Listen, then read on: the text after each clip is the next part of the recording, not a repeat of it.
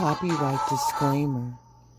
Under Section 107 of the Copyright Act of 1976, allowances made for fair use for purpose such as criticism, comment, news reporting, teaching, scholarship, and research.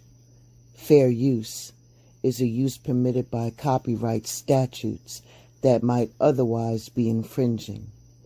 Nonprofit, educational, or personal use tips in the balance of the favor of fair use. Has anybody ever told you that you've been here before?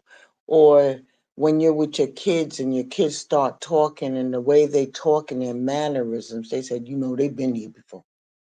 Have you ever heard that? That is the sign of an old soul, meaning that from birth, when the child comes, they take on the persona of maybe perhaps an ancestor. They have the same mannerisms, the way they talk, or maybe they're more advanced than they should be for their age. You know what else is also the same? Is when you are considered to be wise and mature beyond your years. Welcome to Blended Heal. Have you ever had that thought that you were born in the wrong era?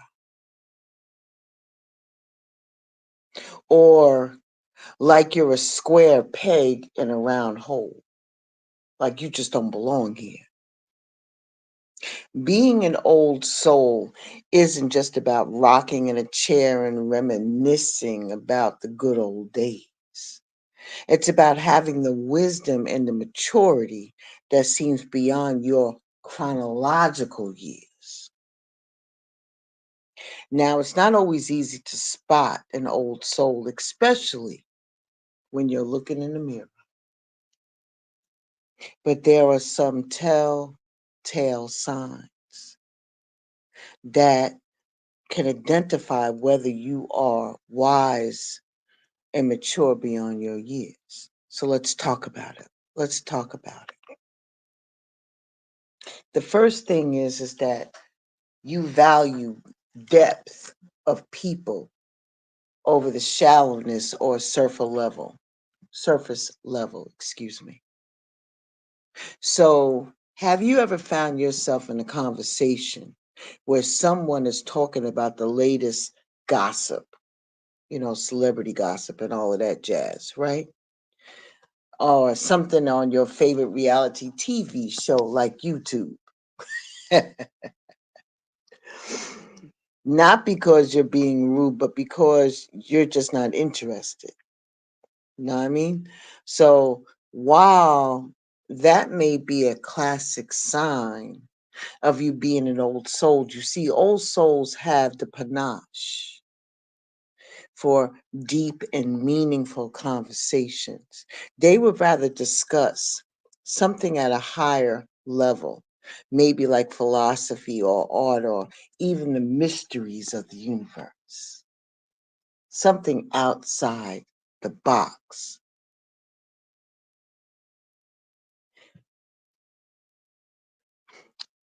It's not about, how can I put this? It's not as though you're an old soul that you can't enjoy a bit of, lighthearted laughter and stuff like that, or going back and forth, or anything like that about fun or anything like that. It's that you have a craving on the inside of you that you prefer to have deep and sustenant interactions or conversations. And that is a way that you like to pass your time. Instead, when we have these interactions with people, we need to just They should let us just be who we are so we can connect, learn, and grow from that. So if you've ever find yourself trying to find meaningful conversations and feeling exhausted by the small talk, then you might just be an old soul. Another thing, you often feel like the outsider. hmm Now, if you feel a bit different from people on your level, right? We're talking about people on your level, and you feel a little bit out of sync, right? Everybody else seems to be into partying or trying to see who is who and who can be seen and who's the flyest and who's, all of that, right? But instead of you being into all of that, you rather read books or listen to music and having deep conversations with a few friends. That's your speed. And remember that you often felt misunderstood and out of place a lot. But as you grew older, you realized that the feeling like an outsider was just a part of your being an old soul. You see, old souls often feel detached from the conventional activities and interests of their own age group. They have different priorities and perspective, which can make them feel like they don't quite fit in. And while it can be tough at times, it's a clear sign of wisdom and maturity beyond your years. You're not easily swayed by materialism. Old souls often have a unique way that they look at things on what truly matters in life. With society playing such a big role in how we value ourselves, our material possessions, old souls don't even care about, don't care about that. Instead, they would rather put more importance on experience, on relationships and personal growth. They understand that the material possessions only provide a temporary satisfaction, but it's intangible. It's the intangible things of life that offer lasting fulfillment. And then when you look at things with that lens, it makes you feel a little bit happier than having the possessions because it creates lasting memories and it can contribute to your identity. Looking past the haves and the haves not. So if you find yourself prioritizing experiences over material possessions, you might be an old soul. Your internal awareness, being self aware, you can be lost in your own thoughts and pulling apart your own feelings, your motives, and your actions. Old souls have a natural tendency to always look within. You constantly engage in self reflection to either look for, to understand yourself better. And being self aware will allow you to learn from your experience and grow as a people, as an individual. You're not afraid to confront your flaws and work on improving yourself. And that internal look extends to your understanding of other people. Because if you understand yourself, you're halfway there to recognizing and understanding the other machinations of other people. Just because you are self aware and you're tuning in, you may even be overly empathetic. You may be able to understand and share the feelings of other people because they spend so much time with their emotions. You feel me? So if you often find yourself deep in thought, looking at and analyzing your own actions and your emotions, you're probably an old soul. You have a strong connection to your past. You feel as though you may be coming from the past. Whether it's a fascination with history, like I have a love for history, I have a love for certain vintage items. I definitely have a sense of nostalgia for times that I personally have not experienced. And these feelings that I may be feeling are it's in my heart. It's in my heart. I feel it.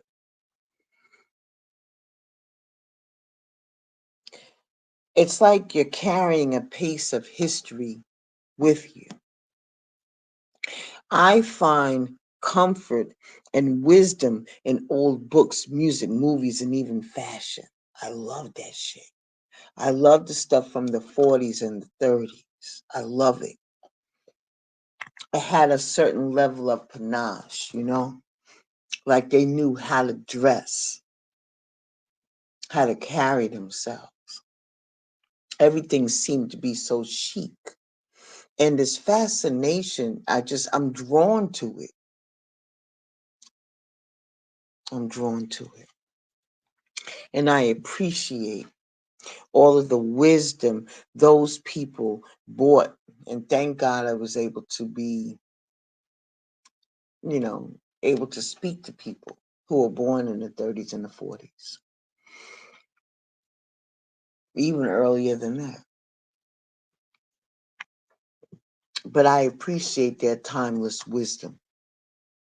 And in that alone is a lot of beauty. And that connection that I feel goes beyond just interest for me. Feeling that they somehow belong to a different time and I belong with them, you know, those ancestors. Sometimes you feel weary about the way the world is right now, and a lot of us do. But there would be days that you would wake up feeling tired and weary, and not just because of lack of sleep, but because of the deep down exhaustion that you feel because of the state of the world. That constant rushing back and forth, the noise, the injustices. It feels overwhelming at times. And this is something that many old souls experience. They feel a certain weariness towards the world that seems out of place for their age. It is that they have lived through multiple lifetimes, carrying the weight of the world on their shoulders. And this isn't about being a pessimist or being cynical. It's more about feeling overwhelmed by the superficial bullshit, the chaos, the injustice in the world overall, and the longing for peace and for depth and authenticity. And if you feel that way, you could be an old soul. You have a very, very strong sense of empathy. You have the ability to understand and to share the feelings of other people. And it's not just about being kind or considerate, it's about truly feeling what other people are going through, just like being an empath. You have such a heightened sense of empathy, and it makes you such a great listener and an advice giver. You're able to put yourself in other people's shoes and provide comfort and understanding and guidance in a way that few other people can. You feel me? But this can also make you an old soul. But what it does is also make you susceptible to emotional exhaustion. Because as you're absorbing the emotions of those people around you, they're drawing on your energy. Ashe? All right. You're always looking for truth and wisdom. At the heart of every old soul lies an unquenchable thirst for truth and wisdom. You're not content with just any type of mere level understanding, ground level understanding, or any type of easy answers. You want to be challenged. You want to deep dive. You want to question everything. And you want to look to uncover the hidden layers of how life works. You could be often drawn to philosophy or spiritualities or even the mysteries of the universe because you want to just peel it apart and see how it works as your connection. And you're driven by the understanding of the world that are around you and what your place is in it. You want to know the truth and you want to know about wisdom. And it's not just about you gathering all the knowledge for the sake of it, it's about finding the meaning, the purpose, and the enlightenment. So if you are someone who always seeks deeper understanding and wisdom, then you are indeed an old soul. Ashe, Ashe.